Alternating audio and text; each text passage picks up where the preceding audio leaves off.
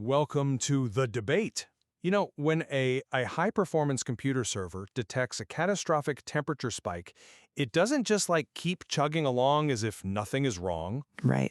It drops into limp mode. Exactly. It automatically drops into this highly protective state. It throttles the processor, kills all the non-essential background tasks, and it blasts the cooling fans at absolute maximum, just to survive. Yeah, it's a programmed binary defense mechanism. The system is deliberately handicapping its own performance, right?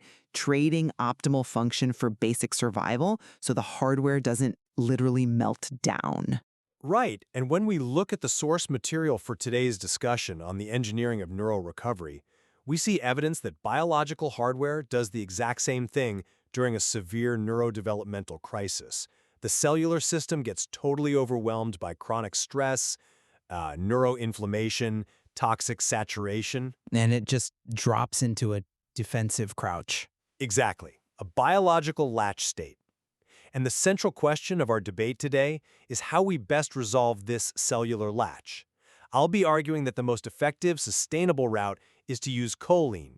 You use it to directly engage the body's parasympathetic braking loops, steadily lowering that thermal noise, and, meticulously rebuilding structural integrity from the inside out. And I will be taking the dissenting view on this. I argue that before you can rebuild anything, you must use Suramin to physically block the upstream danger signals. You have to force a hard reset of the biological alarms to actually pull the system out of its defensive posture. Okay, let me map out my perspective on this first. When you're dealing with a latch biological system, the source material really points us toward treating this as both a logistics failure and a structural failure. Okay. I view choline as our primary structural tool here.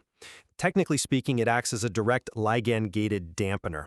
And to understand what that actually means, we have to look at the cholinergic anti-inflammatory pathway, which I know it sounds incredibly dense, but you can just think of it as the body's primary brake pedal. Right. The vagus nerve brake. Exactly.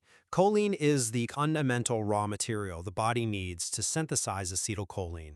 When you provide ample choline, you are giving the body the exact supplies it needs to produce acetylcholine, which then binds directly to specific ports on our frontline immune cells, the macrophages and microglia. Those are the alpha-7 nicotinic acetylcholine receptors, right? Yes, the alpha-7 NAC.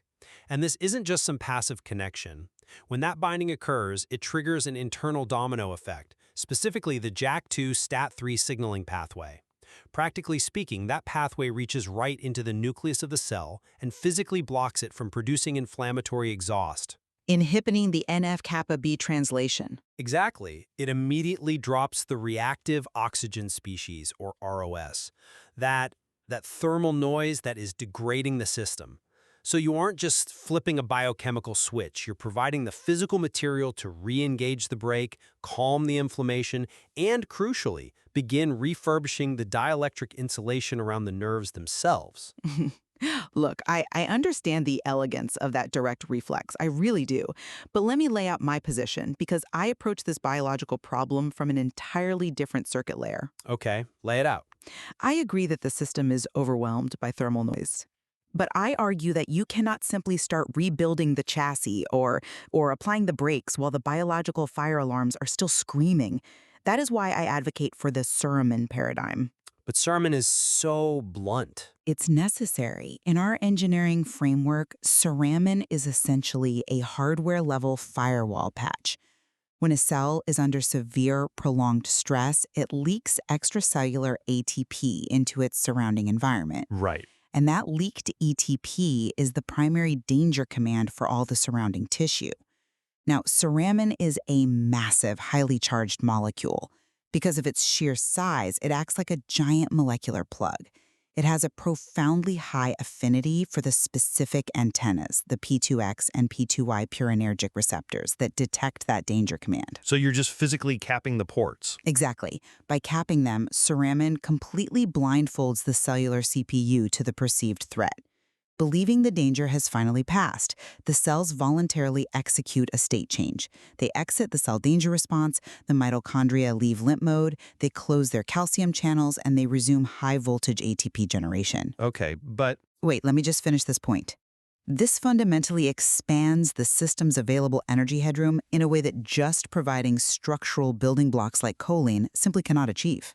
Okay, so having defined the mechanisms, let's drill down into how each of these actually handles the primary threat, reactive oxygen species, ROS.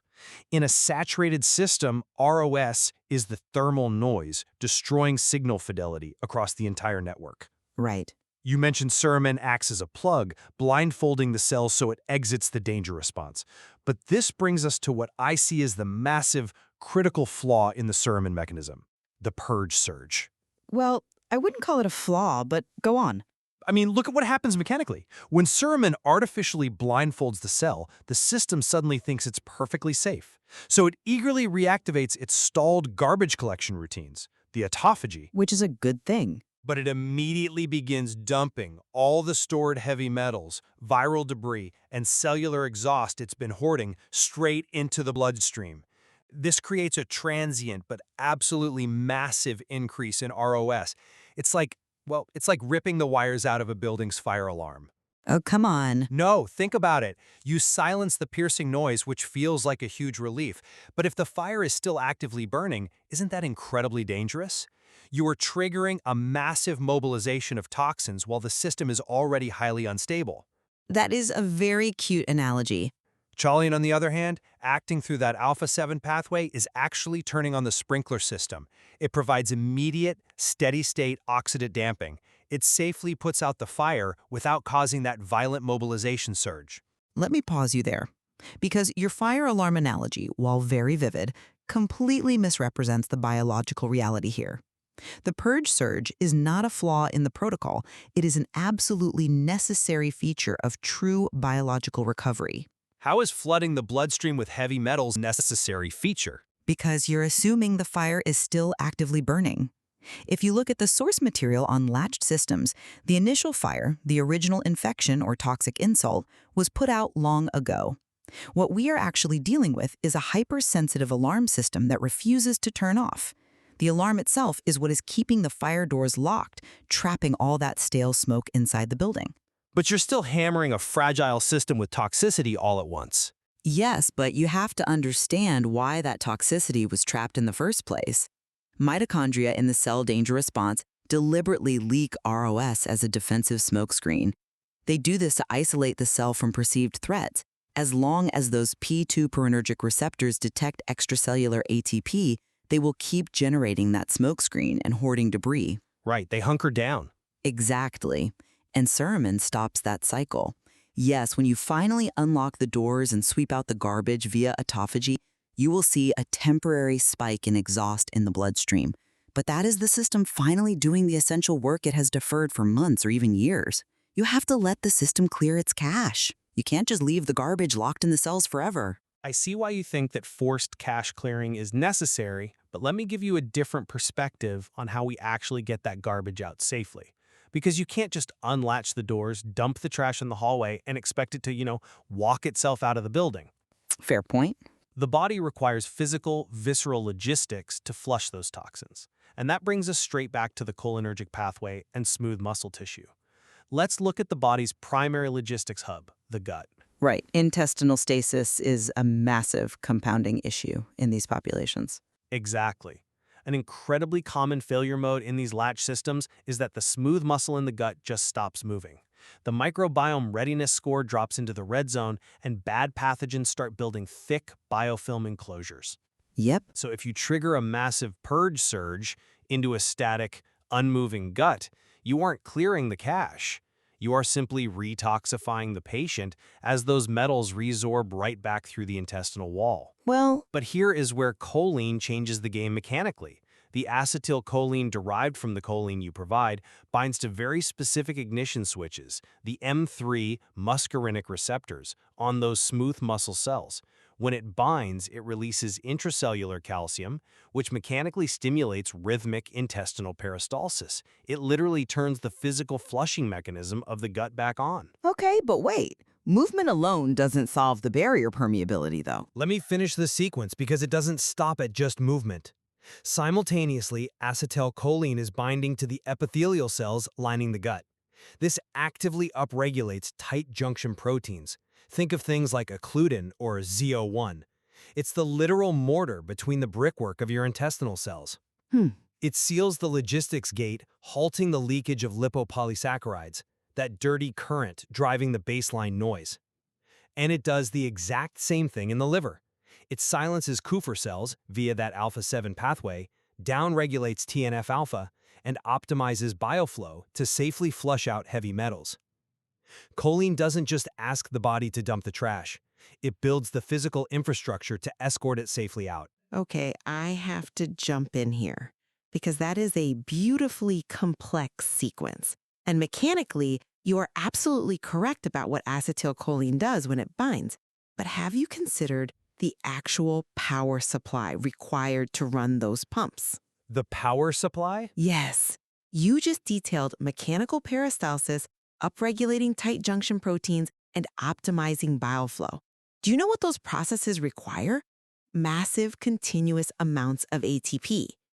Where is a biologically exhausted body getting the energy to run those processes? Well, the cellular metabolism will naturally upregulate as the inflammation drops. But you cannot stimulate rhythmic peristalsis in intestinal muscles if the mitochondria powering those very muscles are still trapped in limp mode.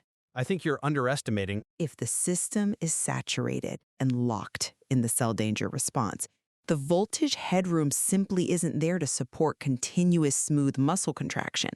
You can dump all the choline you want into a biologically exhausted system. It's like pouring premium fuel into a car with a blown alternator. The engine might sputter, it might turn over once, but it won't run. That Suramin systemic ATP repowering is an absolute non-negotiable prerequisite for your cholinergic logistical fixes to actually execute. By forcing the mitochondria out of brownout, Suramin restores the baseline voltage required for the anti-inflammatory pathway to function properly in the first place. You need power before you can run the pumps. I'm really not convinced by that line of reasoning, because it treats choline purely as an operational signal, like it's just stepping on the gas pedal. You are completely ignoring its profound role as a structural component for the very power supplies you're talking about. How so? Because you still need baseline ATP to rebuild hardware. Let's look at the choline-inositol mitochondrial synergy. When you pair choline with inositol, you drive something called phospholipid biogenesis. Okay. Practically speaking, this means you are directly manufacturing the exact types of fats, the phospholipids, that make up the inner membrane of the mitochondria.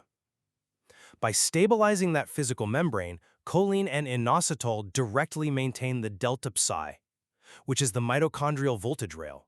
That is an interesting structural mechanism to highlight, I'll admit. Right? So choline isn't just a signaling molecule trying to draw power from a failing battery. It is physically refurbishing the battery's casing to stop power from leaking out. And it does the exact same thing for the larger neural circuitry. You mean the myelin? Yes. When a biological system is chronically saturated, the dielectric insulation around our nerves, the myelin sheath, begins to thin out and degrade. This leads to what engineers would call logic jitter. Behaviorally, this manifests as self-stimulatory behaviors, or stimming. The nerve signal literally bleeds out into neighboring wires because the insulation is compromised, like a frayed charging cable. Sure. Choline is the fundamental building block of that myelin. By providing it, you refurbish the physical bus and stop the signal bleed. You do not need Suramin to violently reset the system if you are meticulously repairing the power rails and the insulation from the inside out. The system will naturally come back online as its physical integrity is restored. But is simply providing the raw building blocks enough if the construction site itself is still a fundamentally hostile environment?